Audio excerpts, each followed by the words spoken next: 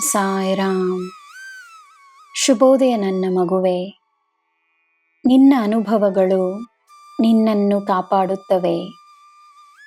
ನಿನ್ನ ಅನುಭವಗಳು ನಿನ್ನ ಗುರುವಾಗಿ ದಾರಿ ನಡೆಸುತ್ತವೆ.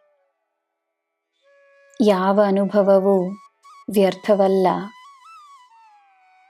ಕಲಿತ ಪಾಠಗಳನ್ನು ಗೌರವಿಸಿ ಮುನ್ನಡೆ. ನಿನಗೆ ಉತ್ತಮವಾದುದನ್ನು ನೀಡಲು ನಾನಿರುವಾಗ ನಿನಗೆ ಚಿಂತೆ ಏಕೆ? ಜೀವನದಲ್ಲಿ ನಂಬಿಕೆಯನ್ನು ತೋರಿಸು.